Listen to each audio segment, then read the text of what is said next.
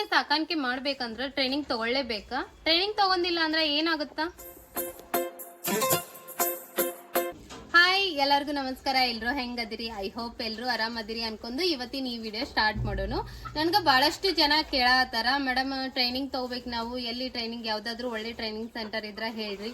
ಆಮೇಲೆ ಕುರಿ ಸಾಕಾಣಿಕೆ ಮಾಡ್ಬೇಕಂದ್ರ ಮೊದಲು ಟ್ರೈನಿಂಗ್ ತಗೊಳ್ಳೇಬೇಕಾ, ಇಲ್ಲಾಂದ್ರ ಹಂಗೆ ಸ್ಟಾರ್ಟ್ ಮಾಡಿದ್ರ ನಡೆಯೋದಿಲ್ವಾ? ಅಥವಾ ಟ್ರೈನಿಂಗ್ ತಗೊಳ್ದೆ ಸ್ಟಾರ್ಟ್ ಮಾಡಿದ್ರ ಏನಾಗುತ್ತಾ? ಟ್ರೈನಿಂಗ್ ಒಳಗ ಏನೆಲ್ಲ ಮಾಹಿತಿಗಳನ್ನ ಕೊಡ್ತಾರ, ನಮ್ಗೊಂದ್ ಸ್ವಲ್ಪ ತಿಳಿಸ್ಕೊಟ್ರಿ ಅಂತ ಬಹಳಷ್ಟು ಜನ ಕೇಳತ್ತಾರ. ಅಂಡ್ ನಾನ್ ಕೂಡ ಟ್ರೈನಿಂಗ್ ತಗೊಂಡಿನಿ ಆಲ್ರೆಡಿ. ಟ್ರೈನಿಂಗ್ ತಗೊಳ್ಳೇಬೇಕಾ ಅಥವಾ ಟ್ರೈನಿಂಗ್ ಒಳಗೆ ಏನ್ ಹೇಳ್ತಾರ ಅನ್ನೋದನ್ನ ಇವತ್ತಿನ ಈ ವಿಡಿಯೋದೊಳಗೆ ಸಂಪೂರ್ಣವಾಗಿ ತಿಳಿಸ್ಕೊಡ್ತೀನಿ. ಹಾಗಾಗಿ ವಿಡಿಯೋ ಎಲ್ಲಿ ಸ್ಕಿಪ್ ಮಾಡ್ಲಾರೆ ನೋಡ್ರಿ. ಮೊದಲು ಟ್ರೈನಿಂಗ್ ತಗೊಂಡಿಲ್ಲ ಅಂದ್ರೆ ಟ್ರೈನಿಂಗ್ ಇಲ್ದೆ ಸ್ಟಾರ್ಟ್ ಮಾಡಿದ್ರೆ ಏನಾಗುತ್ತೆ ಅಂತ ನೋಡೋಣ. ಟ್ರೈನಿಂಗ್ ಇಲ್ದೆ ಜನ ಸ್ಟಾರ್ಟ್ ಮಾಡ್ತಾರ ಕುರಿ ಸಾಕಾಣಿಕೆ ಅಂದ್ರೆ ಯಾವ ರೀತಿ ಅಂತ ಮಾಡ್ತಾರ ಅಂದ್ರೆ, ಅವರು ಯೂಟ್ಯೂಬ್ ವಿಡಿಯೋಸ್ ನೋಡಿ ಯಾರೋ ಹೇಳಿದ ಕೇಳಿ ಮಾಡ್ತಿರ್ಬೋದು. ಅಲ್ಲಿ ಏನ್ ಸಮಸ್ಯೆ ಆಗುತ್ತೆ ಅಂತ ತಿಳ್ಕೊಳೋಣಂತ. ಮೊದಲನೇದಾಗಿ ಅವ್ರಿಗೆ ಫುಡ್ ಯಾವ ರೀತಿ ಹಾಕೋದಂತ ಗೊತ್ತಿರಲ್ಲ. ಯಾಕಂದ್ರೆ ಪ್ರತಿಯೊಬ್ರು ಒಂದೊಂದ್ ತರ ಮೇಂಟೈನ್ ಮಾಡ್ತಿರ್ತಾರೆ. ಇವ್ರು ವಿಡಿಯೋಸ್ ನೋಡಿ ಏನಾದ್ರು ಯಾರ್ದು ಕೇಳ್ಕೊಂಡು ಮಾಡಿದ್ರ ಅವ್ರ ಮರಿಗಳು ಸರಿಯಾಗಿ ಗ್ರೋತ್ ಬರಲ್ಲ. ಒಂದೊಂದ್ ವಿಡಿಯೋದೊಳಗು ಒಂದೊಂದ್ ತರ ಫುಡ್ ಪ್ರೊಸೀಜರ್ ಹೇಳ್ತಾರೆ, ಯಾವ್ದು ಮೇಂಟೈನ್ ಮಾಡ್ಬೇಕು ಅನ್ನೋದು ಗೊತ್ತಾಗಲ್ಲ. ಎಲ್ಲ ಮಿಕ್ಸ್ ಮಾಡ್ಬಿಟ್ರ ಒಂದೊಂದ್ಸರಿ ಒಂದೊಂದ್ ಫುಡ್ ಹಾಕಕತ್ರ ಮರಿಗಳು ಚೆನ್ನಾಗಿ ವೇಟ್ ಗೇನ್ ಆಗಲ್ಲ. ಅದರಿಂದ ಅದಕ್ಕೆ ಡೈಜೆಷನ್ ಪ್ರಾಬ್ಲಮ್ ಕೂಡ ಆಗಬಹುದು. ಇನ್ನ ಎರಡನೇದು ಮಾರ್ಕೆಟಿಂಗ್ ಬಗ್ಗೆ ನಾಲೆಜ್ ಇರಲ್ಲ. ಅವರು ಫುಡ್ ಹೆಂಗ್ ಹಾಕ್ಬೇಕು, ಯಾವ ರೀತಿ ಮೇಂಟೈನ್ ಮಾಡ್ತಾರ ಅಂತ ಹೇಳ್ಬಹುದು, ಆದ್ರೆ ಎಲ್ಲಿ ಮರಿಗಳನ್ನ ಸೇಲ್ ಮಾಡ್ಬೇಕು, ಎಲ್ಲಿ ತರಬೇಕು ಅನ್ನೋದು ಗೊತ್ತಾಗಲ್ಲ. ಆಮೇಲೆ ಬ್ರೀಡಿಂಗ್ ಆಯ್ಕೆ, ಯಾವ ತಳಿನೇ ಆಯ್ಕೆ ಮಾಡ್ಬೇಕು ಅನ್ನೋದು ಗೊತ್ತಿರಲ್ಲ. ಸೊ ಟ್ರೈನಿಂಗ್ ತಗೊಳ್ದೆ ವಿಡಿಯೋಸ್ ನೋಡಿ ಅಥವಾ ಯಾರು ಹೇಳಿದ್ರು ಅಂತ ಕೇಳಿ ನೀವೇನಾದ್ರೂ ಕುರಿ ಸಾಕಾಣಿಕೆ ಸ್ಟಾರ್ಟ್ ಮಾಡಿದ್ರೆ ಈ ಮಿಸ್ಟೇಕ್ ಗಳಿಂದ ನಿಮ್ಗ ಲಾಸ್ ಆಗಬಹುದು. ಎರಡನೇದು ಟ್ರೈನಿಂಗ್ ತಗೊಳ್ಳೋದ್ರಿಂದ ಏನು ಉಪಯೋಗ. ಅದ್ರೊಳಗ ಟ್ರೈನಿಂಗ್ ತಗೊಳ್ಳೋದ್ರಿಂದ ಏನ್ ಉಪಯೋಗ ಆಗುತ್ತೆ ಅನ್ನೋದಾದ್ರೆ, ಮೊದಲನೇದಾಗಿ ನಿಮ್ಗ ಕಾನ್ಫಿಡೆನ್ಸ್ ಅನ್ನೋದು ಬಹಳ ಬರುತ್ತೆ. ಯಾಕಂದ್ರೆ ಅದ್ರ ಬಗ್ಗೆ ಒಂದಿಷ್ಟು ನಾಲೆಜ್ ಸಿಗುತ್ತೆ. ನಾನು ಟ್ರೈನಿಂಗ್ ತಗೊಂಡಿನ ಅನ್ನೋ ಒಂದು ಕಾನ್ಫಿಡೆನ್ಸ್ ಲೆವೆಲ್ ಬೇರೆ ಇರುತ್ತೆ. ಅದಾದ್ಮೇಲೆ ನಿಮ್ಗ ಅದ್ರೊಳಗಿರುವಂತ ಸಣ್ಣ ಸಣ್ಣ ಮಿಸ್ಟೇಕ್ ಗಳನ್ನ ಅವಾಯ್ಡ್ ಮಾಡೋಕ ಹೆಲ್ಪ್ ಆಗುತ್ತೆ. ಅದನ್ನ ಬಿಟ್ಟು ಶಾರ್ಟ್ ಟರ್ಮ್ ಒಳಗ ನಿಮ್ಗೆ ಪ್ರಾಫಿಟ್ ಸಿಗುವಂತ ಚಾನ್ಸಸ್ ಇರುತ್ತೆ.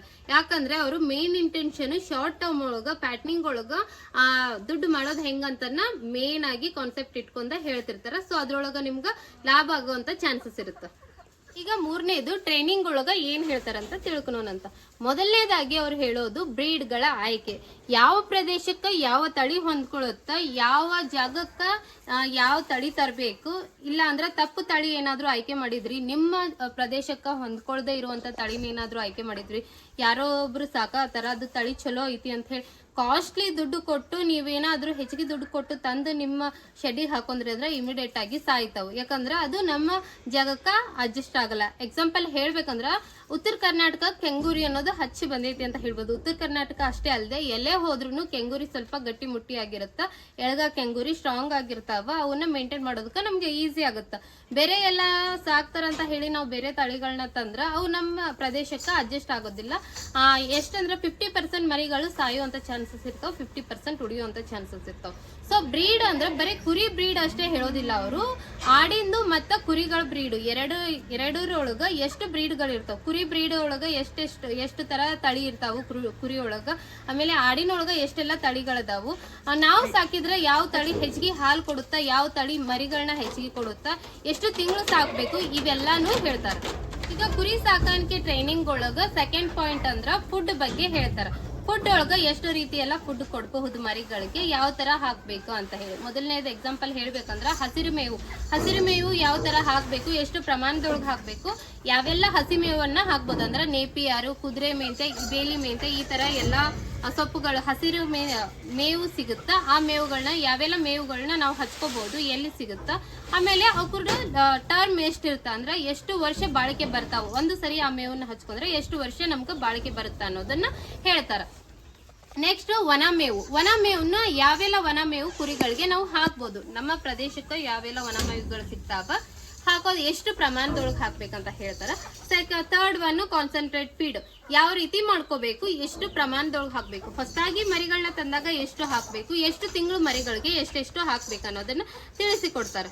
ಇನ್ನು ಟ್ರೈನಿಂಗ್ ಒಳಗ ಥರ್ಡ್ ಪಾಯಿಂಟ್ ಅಂತಂದ್ರ ಶೆಡ್ ಯಾವ ರೀತಿ ಇರಬೇಕು, ಯಾವ ದಿಕ್ಕಿಗೆ ಇರಬೇಕು, ಆಮೇಲೆ ಶೆಡ್ ಒಳಗ ಗಾಳಿ ಬೆಳಕು ಯಾವ ದಿಕ್ಕಿಂದ ಬರುತ್ತಾ, ಎಷ್ಟು ಶೆಡ್ ಬಾಕ್ಲ ಯಾವ ದಿಕ್ಕಿಗೆ ಇರಬೇಕು, ಎಷ್ಟು ಸೈಜ್ ಒಳಗ ಶೆಡ್ ಮಾಡ್ಕೋಬೇಕು, ಯಾವ ರೀತಿ ಮರಿಗಳಿಗೆ ಶೆಡ್ ಇರಬೇಕು, ಆಮೇಲೆ ಶೆಡ್ ಒಳಗೆ ನೀರಿನ ವ್ಯವಸ್ಥೆ ಯಾವ ರೀತಿ ಇರಬೇಕು, ಈ ಎಲ್ಲಾ ತರದ ಶೆಡ್ ಅಂದ್ರೆ ನಮ್ಮ ಮರಿಗಳಿಗೆ ಬೇಕಾಗಿರುವಂತ ವ್ಯವಸ್ಥೆ ಯಾವ ರೀತಿ ಇರಬೇಕು ಶೆಡ್ ಒಳಗ ಅನ್ನೋದು A to Z ಮಾಹಿತಿ ನಿಮ್ಗೆ ಕೊಡ್ತಾರಂತ ಹೇಳ್ಬೋದು ಶೆಡ್ಡಿನ ಬಗ್ಗೆ.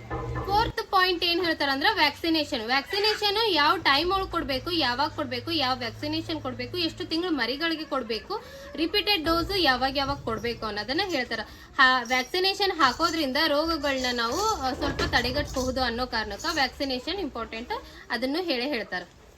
5th ಪಾಯಿಂಟ್ ಬ್ರೀಡಿಂಗ್ ಯಾವ ರೀತಿ ಮಾಡಿಸ್ಬೇಕು, ಆಮೇಲೆ ಬ್ರೀಡಿಂಗ್ ಇರುವಂತ ಮರಿಗಳನ್ನ ಬೇಬಿ ಮರಿಗಳನ್ನ ಅಂದ್ರೆ ಸಣ್ಣ ಮರಿಗಳನ್ನ ಯಾವ ರೀತಿ ಕೇರ್ ಮಾಡ್ಕೋಬೇಕು, ಅವುಗಳಿಗೆ ಯಾವ ರೀತಿ ಫುಡ್ ಕೊಡ್ಬೇಕು ಅನ್ನೋದನ್ನ ಹೇಳ್ತಾರೆ. 6th point main important market ಮತ್ತು ಪ್ರಾಫಿಟ್ ಬಗ್ಗೆ ಹೇಳ್ತಾರೆ. ಸೊ ಮಾರ್ಕೆಟಿಂಗ್ ಅಂತಂದ್ರೆ ಮರಿಗಳನ್ನ ಎಲ್ಲಿಂದ ತಂದ್ರೆ ಒಳ್ಳೇದು, ಎಲ್ಲಿಂದ ತರಬೇಕು, ಆಮೇಲೆ ಎಲ್ಲಿ ಮಾರ್ಬೇಕು ವಾಪಸ್, ಆಮೇಲೆ ಶಾರ್ಟ್ ಟರ್ಮ್ ಎಷ್ಟು ತಿಂಗಳು ಮಾಡ್ಬೇಕು, ಲಾಂಗ್ ಟರ್ಮ್ ಯಾವ ರೀತಿ ಮಾಡ್ಕೋಬೇಕು, ಬ್ರೀಡಿಂಗ್ ಯಾವ ರೀತಿ ಮಾಡ್ಕೋಬೇಕು, ಸೊ ಬ್ರೀಡಿಂಗ್ ಮಾಡಿದ್ರೆ ಎಲ್ಲಿ ಮಾರಬೇಕು, ಈ ರೀತಿ ಎಲ್ಲ ಮಾರೋದ್ರ ಬಗ್ಗೆ ಮಾರ್ಕೆಟಿಂಗ್ ಬಗ್ಗೆ ನಿಮ್ಗೆ ಒಂದಿಷ್ಟು ನಾಲೆಜ್ ಕೊಡ್ತಾರ. ಸೊ ಒಂದು ಮರಿಯಿಂದ ಮಿನಿಮಮ್ ನಿಮ್ಗೆ ಇಷ್ಟು ಲಾಭ ಬರ್ಬೋದು. ಅವ್ರ ಫುಡ್ಡಿನ ಬಗ್ಗೆ ಮೊದಲೇ ತಿಳಿಸಿರ್ತಾರೆ. ಈ ರೀತಿ ಫುಡ್ ಏನಾದ್ರು ಮೇಂಟೈನ್ ಮಾಡಿದ್ರೆ ನಿಮ್ಗೆ ಒಂದು ಮರಿಯಿಂದ ಇಷ್ಟು ಲಾಭ ಅಂತೂ ಸಿಗ್ಬಹುದು ನಿಮ್ಗೆ ಅಂತ ಹೇಳಿ ಒಂದು ಐಡಿಯಾ ಕೊಡ್ತಾರೆ.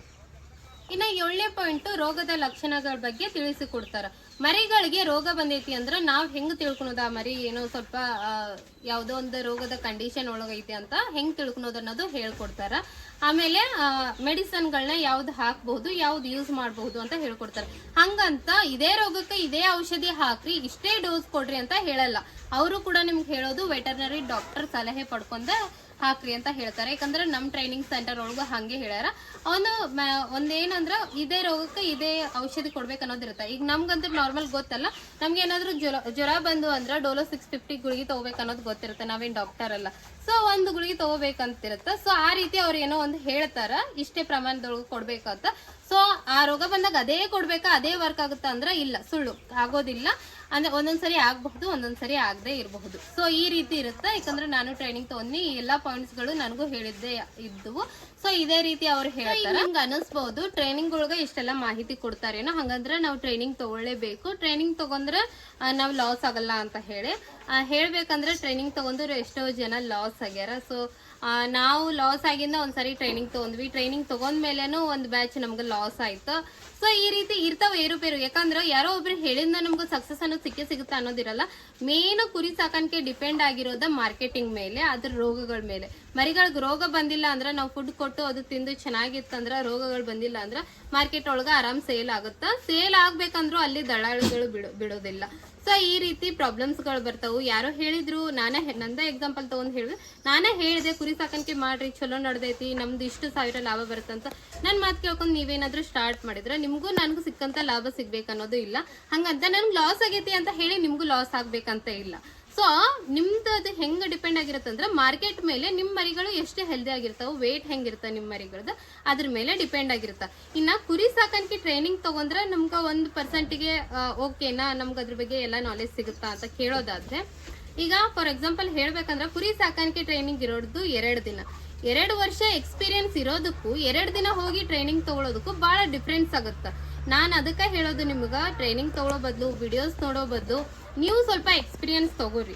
ಆ ಫೀಲ್ಡಿಗೆ ಇಳಿರಿ. ಒಂದು 10 ಮರಿಗಳಿಂದ ಆ ಫೀಲ್ಡಿಗೆ ಇಳಿರಿ. ಮೊದಲು ಅದ್ರೊಳಗೆ ಮೇಂಟೈನ್ ಮಾಡ್ರಿ. ಮೇಂಟೈನ್ ಮಾಡೋದು ನಿಮ್ಗೆ ಕಷ್ಟ ಆಯ್ತು, ಅವಾಗ ವಿಡಿಯೋಸ್ ನೋಡ್ರಿ, ಇನ್ನೊಬ್ಬರನ್ನ ಕೇಳ್ರಿ. ನಾವ್ ಈ ರೀತಿ ಮಾಡತ್ತೀವಿ, ನಮ್ಗೆ ಮರಿಗಳು ಗ್ರೋತ್ ಬರತ್ತಿಲ್ಲ, ಈ ಕಾಯಿಲೆಗಳು ಬರತ್ತವು, ಏನ್ ಮಾಡ್ಬೇಕು ಅಂತ. ಸೊ ಯಾವೆಲ್ಲ ಈಗ ಹೇಳಿರುವಂತ ಟ್ರೈನಿಂಗ್ ಒಳಗೆ ಹೇಳಿರುವಂತ ಅಷ್ಟು ಪಾಯಿಂಟ್ಸ್ಗಳನ್ನ ನಾನು ಆಲ್ರೆಡಿ ವಿಡಿಯೋದೊಳಗೆ ತಿಳಿಸೀನಿ. ಎಲ್ಲಾ ಪಾಯಿಂಟ್ಗಳ ಬಗ್ಗೆ ಸಪ್ರೇಟ್ ಆಗಿ ವಿಡಿಯೋ ಹಾಕಿ ಮಾಡಿರ್ತೀನಿ. ಸೊ ನಂದು ಓನ್ ಎಕ್ಸ್ಪೀರಿಯನ್ಸ್ ಅದು. ನೀವು ಟ್ರೈನಿಂಗ್ ತಗೊಳ್ಳೇಬೇಕಾ ಅಂತ ಅನ್ನೋದಾದ್ರೆ, ನಿಮ್ಗೆ ಅದ್ರ ಬಗ್ಗೆ ಮಾಹಿತಿ ಬೇಕು ಅಂದ್ರೆ ನಾನು ಆಲ್ರೆಡಿ ವಿಡಿಯೋಸ್ ಹಾಕಿರ್ತೀನಿ, ಹೋಗಿ ವಿಸಿಟ್ ಮಾಡಿ ನೋಡ್ರಿ. ಅದ್ರ ಬಗ್ಗೆ ನಿಮ್ಗೆ ಒಂದಿಷ್ಟು ನಾಲೆಜ್ ಸಿಗುತ್ತಾ, ಮಾಹಿತಿ ಸಿಗುತ್ತಾ. ಅಂಡ್ ಈ ರೀತಿ ಇರುತ್ತೆ. ನೀವು ಎಕ್ಸ್ಪೀರಿಯನ್ಸ್ ತಗೊಳ್ಳೋದಕ್ಕೂ 2 ದಿನ ಹೋಗಿ ಟ್ರೈನಿಂಗ್ ಅಟೆಂಡ್ ಮಾಡಿ ಬರೋದಕ್ಕೂ ಬಹಳ ಡಿಫ್ರೆನ್ಸ್ ಆಗುತ್ತೆ. ನಾವು ಟ್ರೈನಿಂಗ್ ಅಟೆಂಡ್ ಮಾಡಿದ್ರೆ ನಮ್ಗೆ ಇಷ್ಟೆಲ್ಲ ಮಾಹಿತಿ ಕೊಟ್ರು, ಆದ್ರ ಫೀಲ್ಡ್ ಒಳಗೆ ಇಳಿದು ವರ್ಕ್ ಮಾಡೋ ಅತ್ತಾಗಿಂದ ಬಹಳಷ್ಟು ನಾಲೆಜ್ ಸಿಕ್ತು ಅಂತ ಹೇಳ್ಬೋದು. ಸೊ ಟ್ರೈನಿಂಗ್ ತೊಗೊಲೇಬೇಕಂದ್ರೆ ತಗೋರಿ, ನಿಮ್ಗೊಂದು ಕಾನ್ಫಿಡೆನ್ಸ್ ಲೆವೆಲ್ ಬರುತ್ತೆ. ಇನ್ನು ತೊಗೊಳ್ದೆ ಮಾಡಬಹುದು ಅಂದ್ರೆ ತೊಗೊಳ್ದೆ ಮಾಡಕ್ ಟ್ರೈ ಮಾಡಿದ್ರೆ ಒಂದು 10 ಮರಿಗಳಿಂದ ಸ್ಟಾರ್ಟ್ ಮಾಡ್ರಿ. ನಿಮ್ಗೆ ಅವಾಗ ಗೊತ್ತಾಗುತ್ತೆ ಯಾವೆಲ್ಲ ರೋಗಗಳು ಬರ್ತಾವು, ನಾವು ಎಲ್ಲಿ ಮಾರಬೇಕು, ಮಾರ್ಕೆಟಿಂಗ್ ಒಳಗೆ ಏನು ಪ್ರಾಬ್ಲಮ್ ಆಗುತ್ತಾ, ಮತ್ತು ಮರಿಗಳಿಗೆ ರೋಗಗಳು ಬಂದರೆ ಏನೆಲ್ಲ ಫೇಸ್ ಮಾಡ್ಬೇಕು ಅನ್ನೋದು ಎಲ್ಲದ್ರ ಬಗ್ಗೆ ನಿಮ್ಗೆ ನಾಲೆಜ್ ಸಿಗುತ್ತೆ. ಟ್ರೈನಿಂಗ್ ತೊಗೊಳ್ಳಬಹುದು, ತೊಗೊಳ್ದೇನೂ ಇರಬಹುದು, ಎರಡೂ ಮಾಡಿನೂ ನೀವು ಸ್ಟಾರ್ಟ್ ಮಾಡಬಹುದು. ಸೊ ಅದು ನಿಮ್ಮ ಮೇಲೆ ಬಿಟ್ಟಿರೋದು. ಆ್ಯಂಡ್ ಈ ವಿಡಿಯೋ ಏನಾದರೂ ನಿಮ್ಗೆ ಯೂಸ್ಫುಲ್ ಅನಿಸಿದ್ರೆ, ಇನ್ಫಾರ್ಮೇಟಿವ್ ಅನಿಸಿದ್ರೆ, ಇಂಥ ಹೆಚ್ಚಿನ ವಿಡಿಯೋಸ್ ನಿಮ್ಗೆ ಏನಾದರೂ ಬೇಕು ಅನಿಸಿದ್ರೆ, ಯಾವ ವಿಡಿಯೋ ಬಗ್ಗೆ ಮಾಹಿತಿ ಬೇಕು ಅಂತ ಹೇಳಿ ನನಗೆ ಕಮೆಂಟ್ ಒಳಗೆ ತಿಳಿಸ್ರಿ. ಆ್ಯಂಡ್ ಈ ವಿಡಿಯೋ ನಿಮ್ಗೆ ಇಷ್ಟ ಆದರೆ ಲೈಕ್ ಶೇರ್ ಮಾಡಿ. ಈಗ ನನ್ನ ಚಾನೆಲ್ನ ಸಬ್ಸ್ಕ್ರೈಬ್ ಮಾಡ್ಕೊರಿ. ಆ್ಯಂಡ್ ಸಿಗ್ತೀನಿ ಇನ್ನೊಂದು ಇನ್ಫಾರ್ಮೇಟಿವ್ ವಿಡಿಯೋಸ್ ಜೊತೆಗೆ. And thank you for watching. Bye.